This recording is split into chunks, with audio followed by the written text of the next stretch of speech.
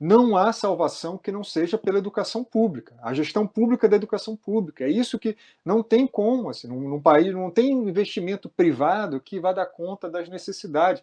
A saída é pela política, é pelo investimento público, é por políticas públicas. Muito bom dia, muito boa tarde, muito boa noite pelo horário que estejam nos assistindo. Mais esse do FIS Talks, a iniciativa FIS, do Fórum Inovação Saúde. Nós temos o prazer e a honra de estar recebendo hoje Antônio Góes. Antônio Góes é um jornalista, escreve regularmente no jornal O Globo, no Rio de Janeiro, e ele tem dado uma contribuição muito grande a todos que têm interesse em discutir um pouco a educação. Muito boa tarde, Antônio Góes. Muitíssimo obrigado pela gentileza do seu disponibilizar o seu tempo, que eu sei que você é uma pessoa com muitas ocupações. É um prazer falar com vocês e eu gosto muito de falar que educação é uma área que ela é influenciada por quase todas as outras áreas e ela influencia ao mesmo tempo a todas as outras áreas, né? Então, na saúde isso é muito claro, né? Os indicadores, melhores indicadores de saúde na sociedade em geral, eles são benéficos para o que acontece em sala de aula. E o que acontece em sala de aula é benéfico para a saúde em geral. Então, é uma relação muito de retroalimentação. Eu também penso assim, você sabe, Antônio, a gente, principalmente, eu sou uma pessoa que veio de origem muito simples, da minha família, e a educação fez toda a diferença no mundo para a nossa família, e muito particularmente para mim. Eu devo tudo que tenho, que sou, à educação. Eu não tenho a menor dúvida disso, seja da educação familiar, seja da educação formal, que foi complementar a minha educação familiar, a construção da minha personalidade, tudo que eu tenho de bom e de ruim, eu diria que de bom eu devo à educação. E de ruim eu devo à má educação, que às vezes a gente é mal educado. Mas eu queria, para iniciar essa conversa, eu tenho me interessado muito por alguns pontos que você tem abordado na sua coluna, no jornal o Globo, especialmente na questão do ensino fundamental, que é uma preocupação que todos temos hoje, com relação, muito particularmente, à pandemia da Covid, que felizmente parece estar em franco declínio o número de casos, mas já permitindo que se planeje com mais segurança todo o retorno de atividades presenciais de uma forma mais ampla. Mas nós tivemos aí 2 anos, especialmente no setor público. No setor privado, nas escolas fundamentais, investiram bastante na proteção dos seus alunos, na proteção dos seus professores, dos seus funcionários, e conseguiram fazer um escalonamento de turmas para que as aulas pudessem ter um modelo híbrido, que era um modelo parte presencial, parte à distância, mas isso no setor público, e que é a maioria da população infantil brasileira, não foi possível. As escolas públicas no Brasil, óbvio, salvo honrosas exceções como de hábito, elas são muito precárias do ponto de vista da estrutura física e de apoio aos professores, aos funcionários e aos alunos. Muitas escolas não tinham e não, continuam não tendo água regularmente, sabão para lavar a mão, óbvio que não tinha disponibilidade de máscaras para ninguém, enfim, não havia como se organizar um modelo híbrido numa situação tão precária como é a situação da maioria das escolas públicas fundamentais no Brasil. Então, foi obrigado, quase que um mandatório que você mantivesse as crianças em casa tentando fazer alguma coisa de ensino à distância, digital. Mas aí nós temos o segundo grande problema, que era o acesso ao mundo digital. As redes não estavam disponíveis nas suas casas, a maioria são pessoas pobres que dependem de redes de Wi-Fi grátis para poder conectar os seus smartphones, e às vezes, então, enfim, é uma situação que inviabilizou uma coisa de maior amplitude e as crianças simplesmente pararam de estudar. Muitas pararam de estudar. Como é que você, Antônio, analisa esse impacto? O que você acha que acontecerá com essas crianças que ficaram tanto tempo paradas, fora da escola, sem apoio, sem suporte, a mãe trabalhando, o pai trabalhando, ninguém para ajudar, não tinha professor, né, para lhe dar apoio, e obviamente que estudar para a maioria esmagadora das crianças é uma coisa muito chata, muito repetitiva, ficar ali naquele negócio sozinho, não há quem faz isso por uma obrigação, mas uma obrigação que os pais incutem, né, que é importante, é a maneira de você progredir. Era o que minha mãe falava para mim, o meu pai falava para mim: meu filho, se você quer ser gente na vida, tem que estudar. E todo pai fala isso para o filho. Agora, durante 2 anos, crianças tiveram outras coisas a fazer que não estudar, porque não tinha escola, e aí foram para trabalhar, foram para fazer outras coisas qualquer. E será que todos retornarão a essa atividade escolar? Como é que você está vendo esse cenário no mundo, especialmente no Brasil? E o Brasil mais profundo, né, Antônio? Que eu tenho certeza que, pela sua sensibilidade, é o que você mais estuda, de ver o impacto nesse Brasil profundo que a maioria dos brasileiros desconhece. Não, com certeza, José, você colocou um panorama aí muito realista, né, da situação. Quando começou as escolas a fecharem no mundo todo, né, quando a pandemia, né, acho que foi principalmente março de 2020, né, foi quando a ficha caiu e realmente começou aquele movimento de se fecha, fecha a escola, tal. Desde lá já surgiam vários estudiosos alertando, né? Olha, o fechamento das escolas vai agravar a desigualdade, vamos ter perda de aprendizagem com agravamento da desigualdade e aumento da evasão. Essas três coisas já eram previstas. Depois, ao longo, eram previstas por causa de estudos prévios, né, José? Assim, a gente, em situações em que crianças ficavam 100% estudando online, tinha estudos mostrando uma perda muito grande de aprendizagem nessas situações. Situações de trauma também, efeitos, por exemplo, em países que passaram por guerras ou por problemas também com não pandemias, né, mas epidemias, né, em territórios, também onde houve fechamento, foi, no caso de países da África, também foi identificado um aumento, uma perda de aprendizagem significativa. Isso porque, principalmente no caso da educação básica, o ensino online, o ensino remoto, ele não é um substituto à altura do ensino presencial. Isso já era muito claro antes da pandemia, e a pandemia só comprovou isso. Aí a gente começou a ver alguns estudos, primeiro alguns estudos estimando, e a gente já começa a colher alguns estudos que efetivamente começaram a mensurar os estragos. Infelizmente, não é surpreendente se a gente olhar para o que já era previsto, né? Perdas significativas de aprendizagem, aumento brutal da desigualdade, muito por essas questões que você estava mencionando, né? Das questões próprias, questões de acesso, questões de também a estrutura das escolas, no caso brasileiro, das escolas privadas, que mais rapidamente, não só foram mais rápidas em oferecer alternativas para o ensino remoto, como também foram mais rápidas em oferecer estrutura para o retorno presencial. Então, isso tudo teve um efeito muito grande. O que eu acho que a gente precisa ter em mente, pensando no futuro, é muito que esses efeitos foram tão significativos que as estratégias para recuperar a aprendizagem, e a gente está falando só de aprendizagem, mas já que esse aqui é um fórum que fala de saúde, tem muita coisa também impacto de saúde, né?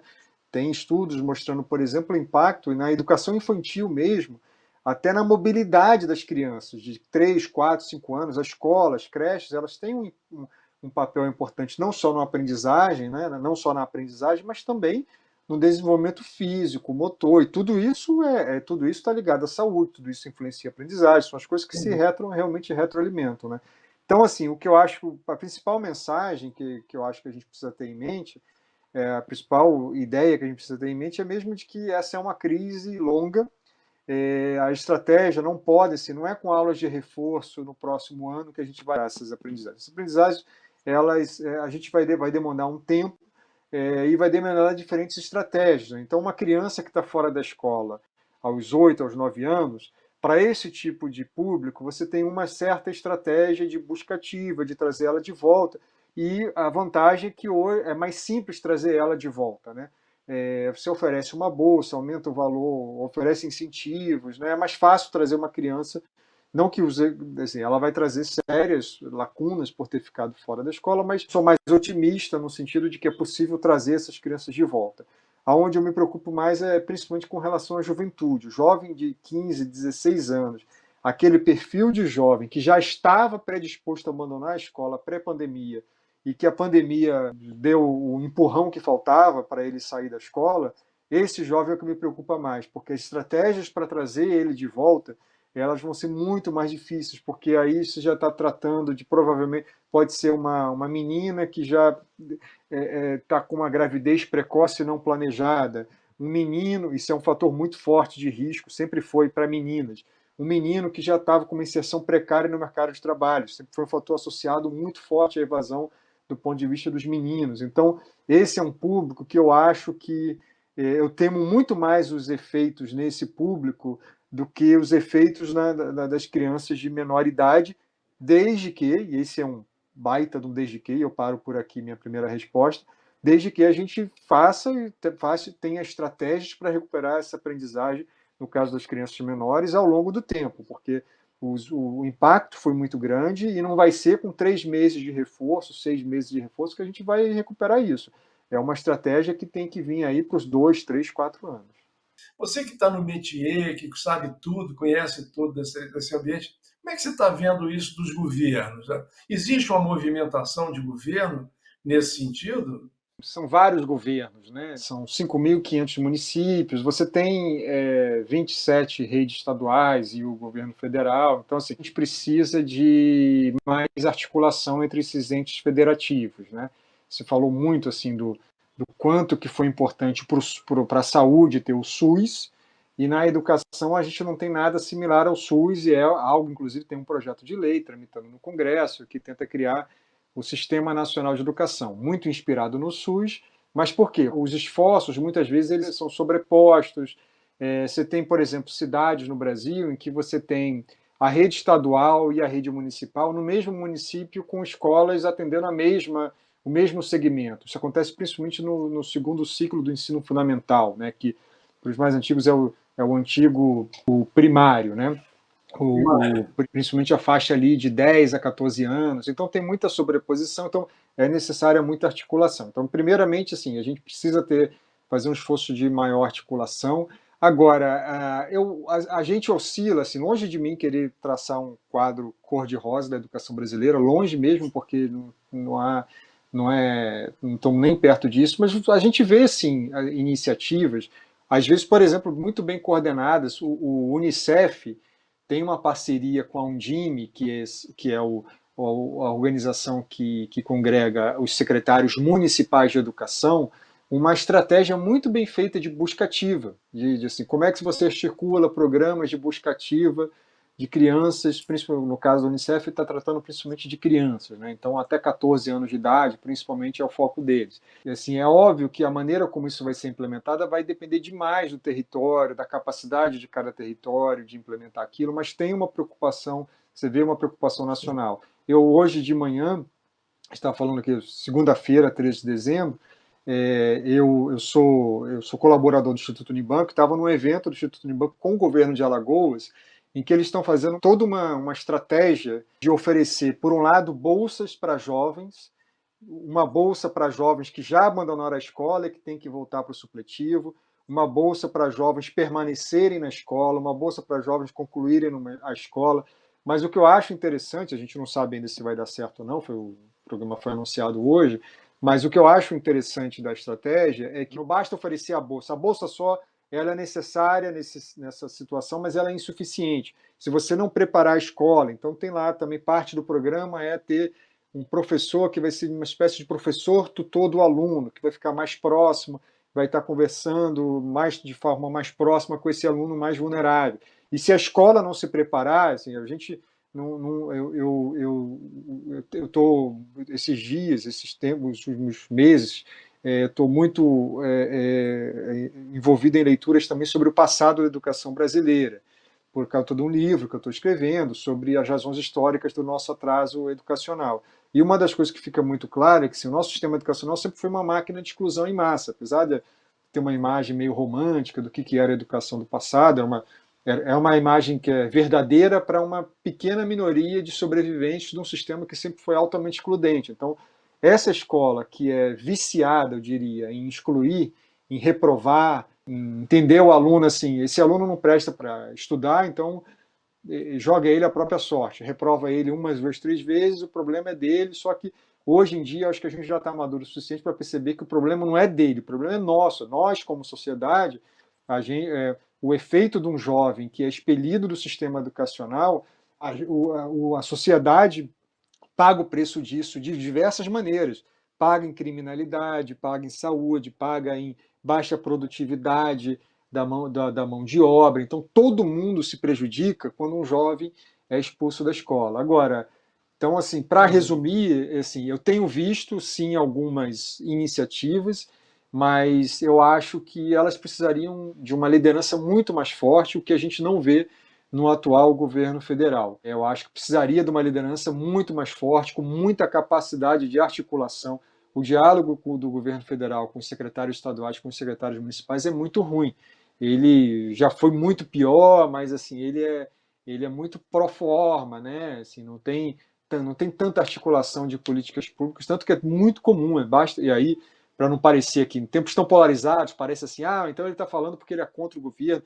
Basta dar uma olhada nos posicionamentos que o CONSED e a Undime, que são as organizações que representam os secretários estaduais de educação, no caso o CONSED, e a Undime, no caso dos secretários municipais, basta ver o posicionamento deles, muitas vezes reclamando dessa ausência do governo federal. E isso é muito ruim para a educação, principalmente na educação básica, onde 99% das matrículas está 80% das matrículas está no setor público, 18% está no setor privado e sobra 1, 2% de rede federal. A rede federal não é nada nesse sentido, né? Assim, ela são pequenas ilhas, muitas vezes ilhas de excelência, mas ela não representa nada perto dos 80% que representam as redes municipais estaduais. Então, qualquer política pública do âmbito federal, ela precisa ser feita na educação básica, coordenando principalmente com esses dois entes, que são municípios e estados. E essa relação é muito ruim hoje no Brasil, ela deveria ser muito melhor.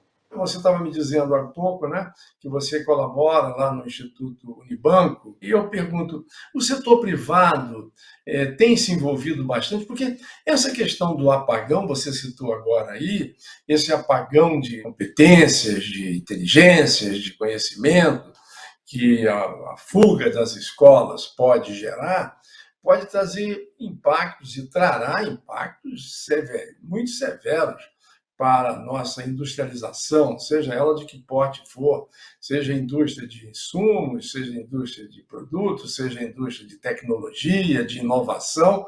Se a gente não tiver gente qualificada e capacitada, nós vamos ficar sempre coadjuvantes na história da civilização moderna e inovadora.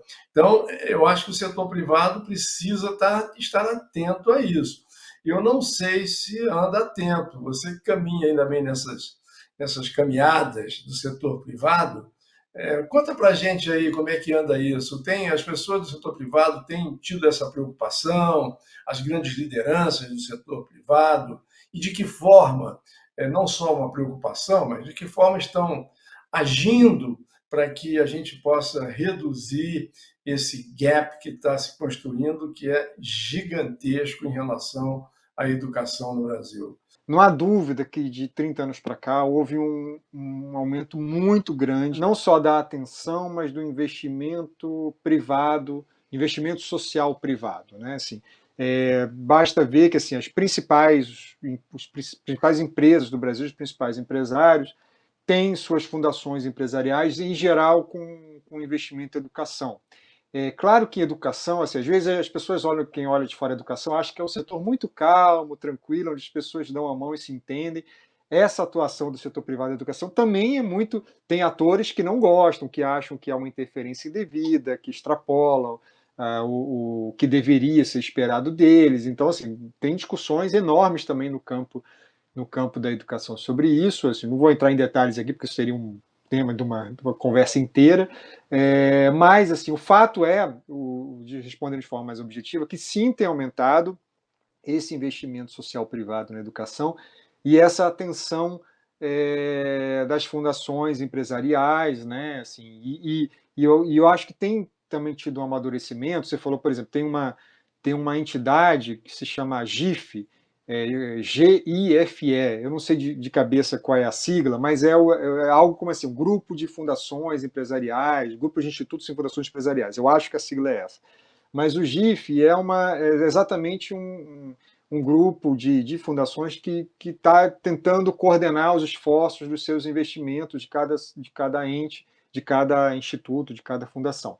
Não é tão simples, tá? Assim, cada grupo acredita numa coisa. Eu, por exemplo, acho. E tem várias maneiras de você se relacionar com o poder público. Tem uma maneira que é você chegar impondo suas ideias, essa é a pior maneira possível, desprezando o conhecimento do campo, desprezando, no caso da educação, o conhecimento dos educadores, dos responsáveis pelo sistema público de educação, uma mentalidade que eu acho que é muito ruim, do tipo assim, nada presta, eu que venho aqui do setor privado vou ensinar para esse pessoal do setor público como é que se faz gestão, como é que se educa. Eu acho isso uma péssima estratégia.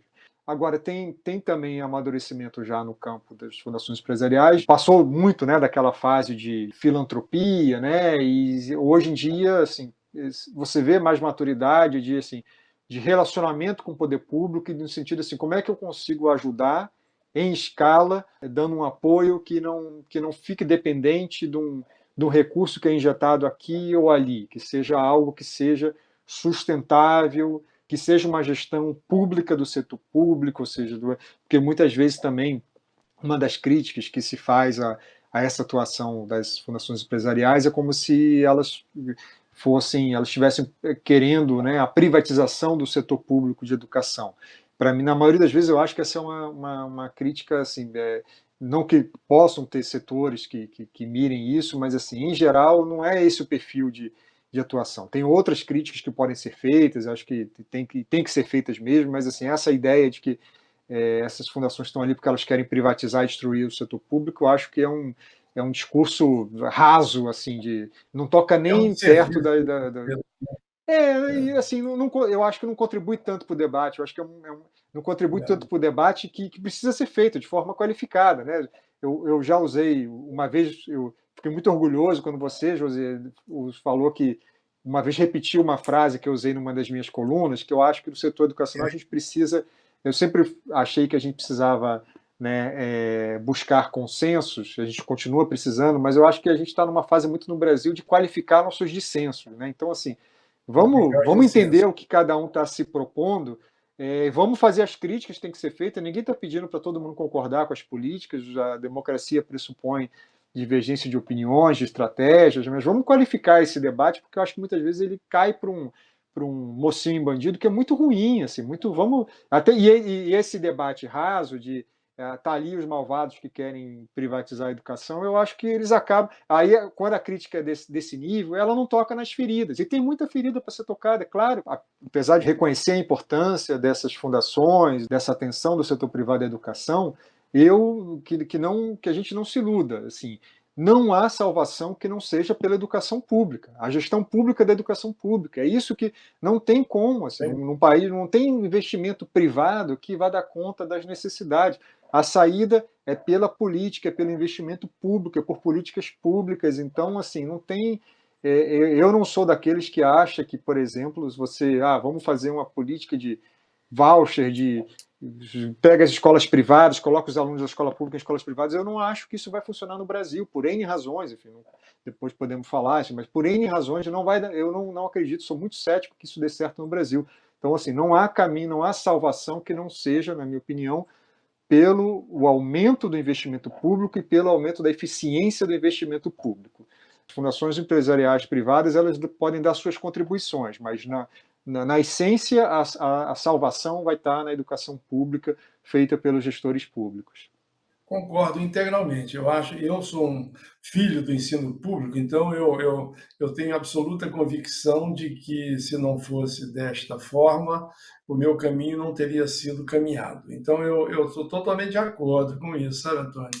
Eu quero falar um pouquinho mais sobre isso, mas antes, só para um esclarecimento a mim, a todos os milhares de pessoas que estarão nos assistindo nesses próximos dias, o Sistema Nacional de Educação que você citou já está em andamento um projeto de lei, está em algum lugar, está na Câmara, está no Senado, enfim, está no Congresso Nacional, existe um projeto já em andamento? Como é que está isso, hein? Existem dois projetos, um que está tramitando na Câmara e outro no Senado. Tem algumas conversas para tentar unificar, né, esses projetos, para acelerar a tramitação.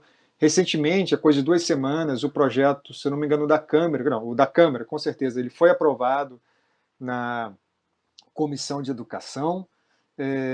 Se vocês derem uma olhada, por exemplo, tem dois movimentos que eu recomendo se acompanhar bastante. Quem quiser acompanhar a educação, tem dois grandes movimentos que eu acho que estão bem antenados e têm uma influência no setor educacional.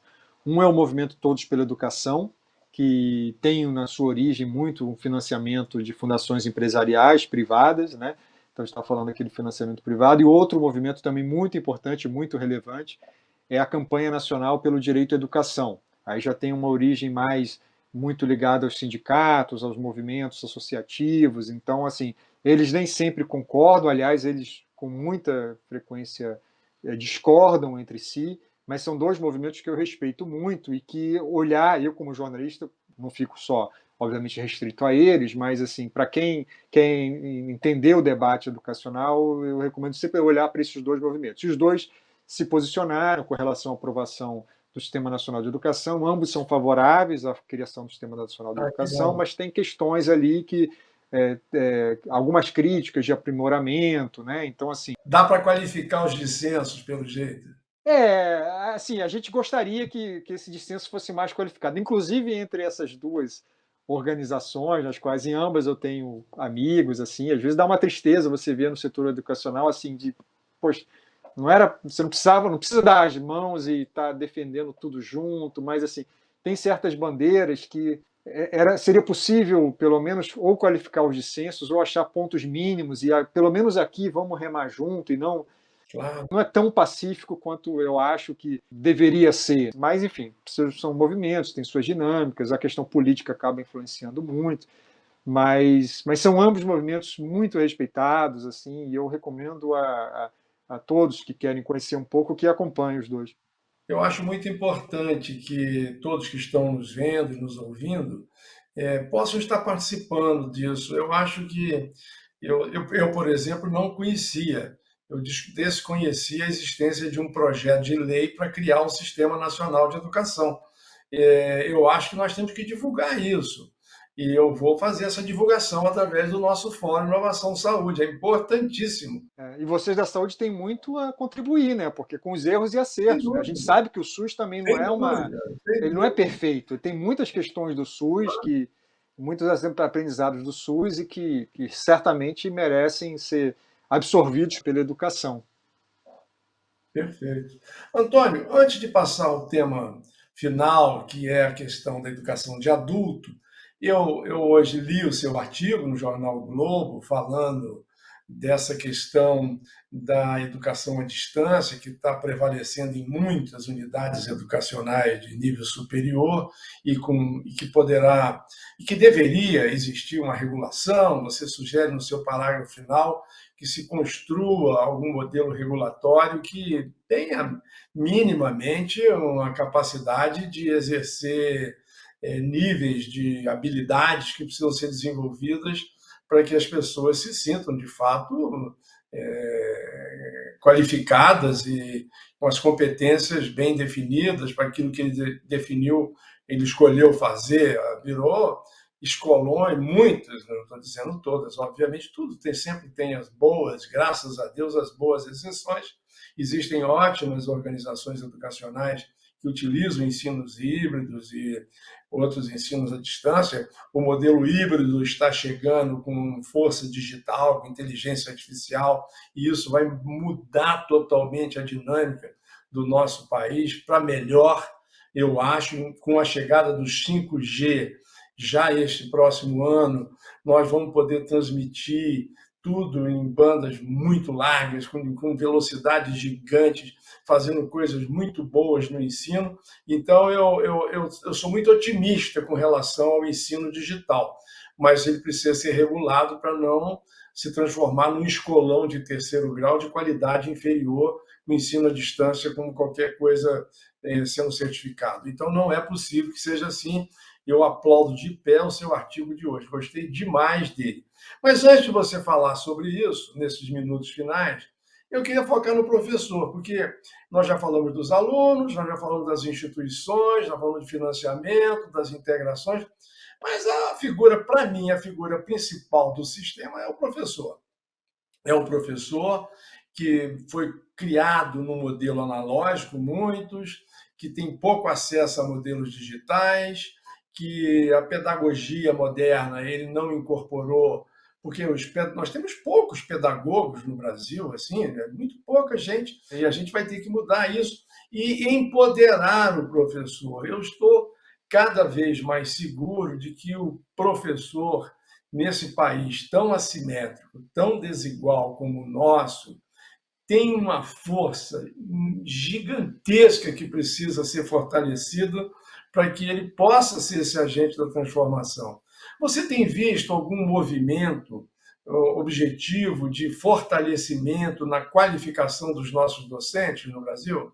Não, essa discussão, José, ela existe em todo mundo, né? Essa questão, a importância do professor, mais do que um chavão, né? Às vezes, assim, às vezes os sensos comuns nem sempre são confirmados pela evidência empírica, no caso da educação, né? Tem coisas que parecem intuitivas, mas não são. No caso da importância do professor, isso é comprovado cientificamente, né? Tem uma dentre os fatores intraescolares, aí eu peço atenção a essa frase. Dentre os fatores intraescolares, ou seja, o que diz respeito ao que acontece na escola, porque o principal fator que impacta o desempenho do aluno são fatores externos, é o nível, é a escolaridade dos pais, o nível de pobreza. Esses são os fatores que mais influenciam no desempenho acadêmico dos estudantes. Mas tirando esses fatores sobre os quais a educação não tem tanta ingerência, né? Então, a gente começou essa conversa falando de como a educação se retroalimenta, né? Como ela é influenciada por outras áreas e como ela é capaz de influenciar. Então, feita essa ressalva, os estudos são muito claros de mostrar que a maior diferença que se faz no desempenho acadêmico é primeiro o professor e depois o diretor, né? Então, aí confirma mais ou menos o que acho que o senso comum diria, né? Assim, da importância do professor e de um bom diretor. No caso do professor, tem discussões no mundo inteiro. Recentemente, o Conselho Nacional de Educação aprovou uma resolução sobre criando bases para a formação de diretores e antes tinha criado bases também para a formação de professor. É muito claro, assim, quando a gente olha para os países que mais avançaram na educação, às vezes você tem países, por exemplo, que têm uma participação do setor privado maior e países que têm uma participação do setor público maior. Tem países, você olha um monte de características que você não consegue identificar muito em comum, o que há em comum entre eles. Mas uma coisa há em comum entre eles, que é, primeiro, a capacidade de atração da carreira docente. Isso foi uma coisa assim, que a gente tem que criticar mesmo a educação, porque ela ainda está insatisfatória, mas se a gente olhar para uma perspectiva mais histórica, nos últimos 30 anos a gente avançou muito, viu, José, em termos de mais professores formados em nível superior.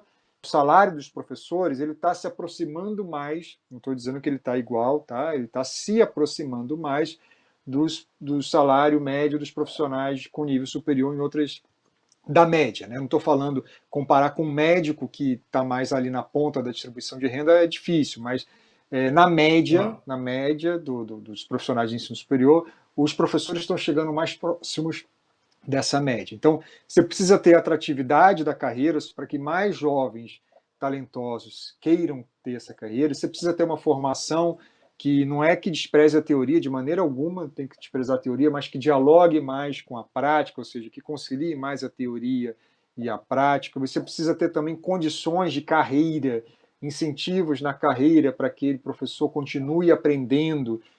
Escrevi um livro recentemente sobre diretores de escola, mas uma das características mais marcantes de bons diretores é como eles conseguiam, não só dos diretores, às vezes isso depende muito mais do sistema, né? Como eles conseguiam criar nas escolas, as escolas eram ambientes de aprendizagem, não apenas ambiente de aprendizagem para os alunos, mas ambiente de aprendizagem profissional. Então, assim, você tinha uma comunidade, assim, como provavelmente vocês, como audiência aqui desse canal deve ser mais de saúde, provavelmente tem, eu estou chutando agora, você me corrija, mas assim, devem ter hospitais que são verdadeiras escolas, que você entra lá porque você sabe que você, ao entrar naquela equipe, você vai aprender muito, você vai se desenvolver muito profissionalmente. É isso que precisa acontecer mais e mais na educação. Não é tirar o professor, assim, como já fizemos no passado, tira o professor de sala de aula, ele vai fazer um curso e aí volta para a sala de aula depois. A gente está falando de um ambiente profissional que no dia a dia as trocas são incentivadas, o desenvolvimento profissional é uma constante. Então, Perfeito. assim, isso que eu acho que a gente ainda precisa muito avançar na educação. Você estava falando aí da questão da tecnologia, ninguém pode, acho que é um crime fechar os olhos para a tecnologia, mas a grande revolução continua sendo a pedagógica, assim, a qualidade da pedagogia que vai dizer se as tecnologias vão estar ou não a favor da aprendizagem. Então, assim, as tecnologias podem ser ótimas, mas se a pedagogia for de baixa qualidade, não tem Bill Gates ou Steve Jobs, não tem aplicativo que vai dar jeito. Então, assim, é muito importante essa questão da formação do professor mesmo. Muito bem, eu concordo integralmente. Eu fico muito feliz de ver você com esse entusiasmo sobre o futuro, inclusive, dos nossos professores, dessa construção, dessa ambiência em que as pessoas se sintam acolhidas, os professores, que possam compartilhar, que possam criticar, que possam ser criativos, colaborativos, esses seis todos que vão dar a dinâmica da nova escola pública brasileira. Antônio, antes de finalizar, eu já dei um spoiler do seu artigo de hoje no Globo, mas aqueles que estão nos vendo e nos ouvindo devem buscar esse artigo do dia 13 de dezembro, do Antônio, que é muito interessante sobre as escolas superiores, muito falando especificamente sobre a questão do ensino à distância, do risco que a gente corre se não construir um melhor controle dessa modelagem. Você poderia concluir um pouco melhor sobre isso? O que você sugere que seja feito para que a gente possa terminar o nosso encontro de hoje levando mais esse aprendizado seu, Antônio? Claro. Bem, o mote desse meu artigo de hoje, na verdade, foi uma pesquisa do Flávio Carvalhais, um pesquisador da UFRJ, o Marcelo Medeiros, um professor que está agora na Universidade de Colômbia, e da Clarice Tagliari, que é uma professora vinculada ao Pedro II e ao UFRJ. E o que eles fizeram uma medida de concentração, né, no ensino superior, e eles mostram que de 2002 a 2016 houve um aumento muito forte da concentração. Ou seja, a tese do artigo deles é que o ensino superior, principalmente o ensino superior privado, ele caminha muito para a criação de grandes oligopólios, que são grandes instituições com um número cada vez maior de alunos. Isso não era tão... Até o final do século passado, o ensino superior no Brasil era muito fragmentado. Assim, você não tinha grandes grupos assim, nacionais. Né? Você tinha grupos, universidades privadas locais, mas nacionais não. E o que mudou? O grande motor dessa concentração, dessa tendência de oligopólio, é a educação à distância. Porque a educação à distância significa uma universidade mais bem estruturada, que consegue investir mais em tecnologia, ela oferece um curso muito barato, e aí, para um aluno, entre assim, eu vou pagar R$ 1.000 num curso presencial ou vou pagar R$ 200 num curso online. Então, assim, é uma competição, né, muito... o ensino à distância entra de forma muito forte, né, nessa competição. Hoje, os últimos dados, principalmente nos últimos 3, 4 anos, está muito claro que o principal fator, na verdade, o único fator de expansão hoje do ensino superior no Brasil, do ensino superior privado, é a educação à distância. Se a gente dependesse só das matrículas presenciais, o ensino superior no Brasil ele não estaria crescendo, ele estaria estagnado, estaria inclusive já dando sinais de queda. Então, é a educação à distância que tem feito com que o sistema cresça. E eu não sou daqueles que, num país com dimensões territoriais como o Brasil, e num país onde 80% das matrículas estão no setor privado, para a gente expandir a qualificação da mão de obra e aumentar o número de brasileiros com educação superior, isso é uma necessidade, tá? De vez em quando a gente ouve aí declarações, inclusive de ministros, falando que o diploma não vale a pena, o diploma de ensino superior não vale nada, é uma mentira. O diploma de ensino superior no Brasil ele tem o prêmio, né, que se dá no mercado de trabalho para quem tem um diploma é muito grande. Então, conquistar um diploma de nível superior no Brasil é algo que ainda faz muita diferença, até porque ele ainda é para poucos. Mas a preocupação, e aí eu terminei meu artigo, na verdade, com uma frase não minha, uma frase do André Schleicher. O André Schleicher ele é o diretor da OCDE para a Educação, ou seja, que é a organização que congrega os países desenvolvidos, que organiza o PISA, que é o principal exame comparativo internacional da educação, e o André Schleicher ele fala da preocupação dele, falando especificamente sobre o caso brasileiro, ele fala da preocupação dele com o crescimento, que ele acha que esse é um tipo de crescimento que não está tão atento à questão da qualidade, e ele fala da necessidade de se melhor regular o setor. Não é que não tem regulação. Essas coisas em educação nunca o debate é dicotômico, vamos regular ou não vamos regular o setor privado. A questão é a intensidade dessa regulação, a qualidade dessa regulação, e a minha preocupação, que eu externo, é que nos últimos anos, tem dado, e aí eu cito outros estudos também lá na minha coluna, que analisam inclusive a questão da qualidade, olhando para os exames de avaliação no ensino superior, e há sinais ali preocupantes de que o crescimento da educação à distância tem se dado em cursos de menor avaliação nas avaliações do MEC. Então, assim, se por um lado, e aí, José, eu volto um pouco, acho que eu estou muito com essa coisa histórica, porque é muito o que eu estou envolvido por causa do meu livro, esse dilema entre vamos expandir mais rápido, a baixo custo, ou vamos expandir em ritmo menor, mas com qualidade, é um dilema assim, a gente eterno da nossa educação. A gente já passou isso quando expandiu a educação primária, quando expandiu a secundária, e agora estamos vivenciando isso também com o ensino superior. Não é parece uma escolha simples, essas escolhas têm consequências, né? Então, assim, o desafio aí é achar um equilíbrio. Né? E assim, os sinais que eu tenho lido pela evidência desses estudos é que a gente está num momento de desequilíbrio, talvez porque a única forma de expansão hoje, até por conta da crise econômica, assim, a gente está dependendo muito do ensino superior à distância para crescer. Então, assim, os últimos movimentos, inclusive movimentos regulatórios, antes mesmo do governo Bolsonaro, já no governo Temer, as regras foram um pouco afrouxadas para facilitar a expansão da educação à distância. Por outro lado, a gente tem essa preocupação com a qualidade. Então, assim, a gente precisa achar um equilíbrio, não é um equilíbrio fácil. De novo, assim, quem quiser discussão do nível fla-flu, é simples se posicionar, eu sou contra, eu sou a favor.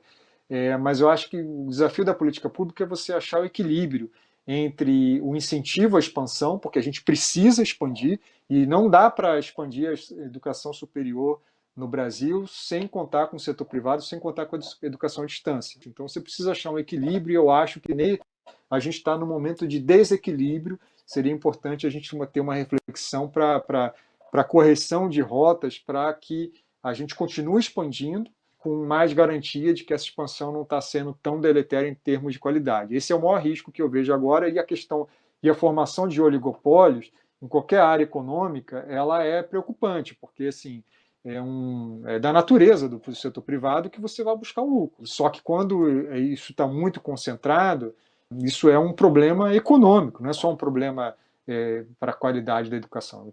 Certamente na área da saúde também seria um problema se você tivesse só 2 ou 3 ou 4 grandes grupos. Ainda não é o quadro na educação, mas caminha para isso. Tá? Esse alerta dos estudos é que mostra que estamos caminhando para isso, para 3, 4 grupos concentrarem a imensa maioria das matrículas em educação à distância. Isso para a concorrência é muito ruim, para o consumidor é muito ruim, para a qualidade do sistema é muito ruim.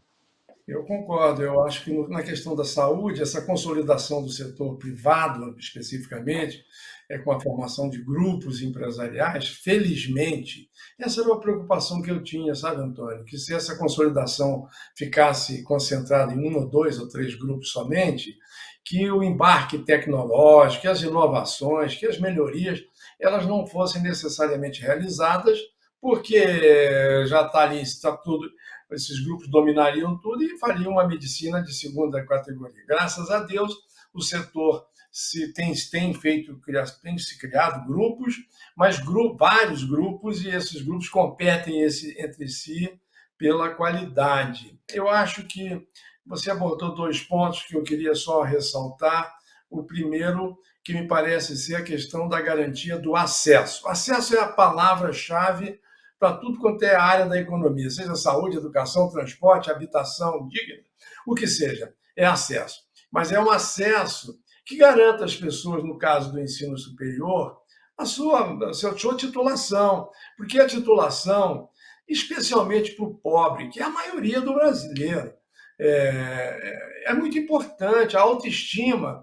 Eu sei o quanto foi importante para minha mãe expor para toda a família o meu diploma de médico, e dos meus irmãos, enfim, o valor que se tem para as famílias e para as pessoas. Você ser reconhecido, ter feito um curso de nível superior, isso melhora a autoestima e melhora a saúde das pessoas.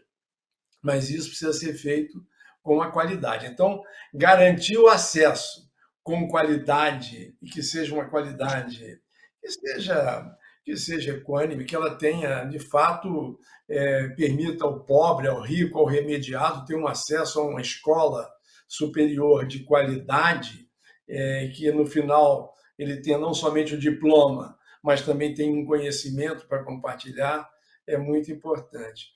Antônio Góes, foi uma honra, foi um prazer enorme conversar com você. Você, como sempre, dando uma aula de cidadania. Você é craque, camisa 10. Se fosse jogador do Flamengo, era o substituto do Zico. Então, eu te agradeço muito por a gentileza do seu tempo, que você fique bem, com saúde, continue sendo esse grande divulgador das boas causas da educação. Como você sabe, eu sou um leitor assíduo seu no jornal o Globo, e eu recomendo a todos que passem a seguir o Antônio, porque ele tem muito boas ideias sobre educação no nosso país. Muito obrigado, Antônio Góes. Eu que agradeço, Josier, e assim, por favor, não use o nome do nosso Deus em vão. Esse substituto do Zico, se eu fosse o terceiro reserva do Arrascaeta, eu já estaria muito feliz como rubro-negro, mas nem isso, assim, eu tenho muito a caminhar aí, mas fico muito feliz aí com o seu elogio e tamo junto, assim, também acompanho aí, tenho acompanhado cada vez mais o trabalho de vocês, e você pessoalmente, assim, todo o seu envolvimento pessoal em criar grupos, em articular, em conversar com diferentes, em construir, né, ou se não criar consenso, pelo menos qualificar nossos dissensos, né, José? Eu acho também, te parabenizo aí por essa atuação e agradeço o espaço aí de troca aqui. Muito obrigado, Antônio. Até a próxima, se Deus quiser. E Obrigado. Ele há de querer. Com certeza.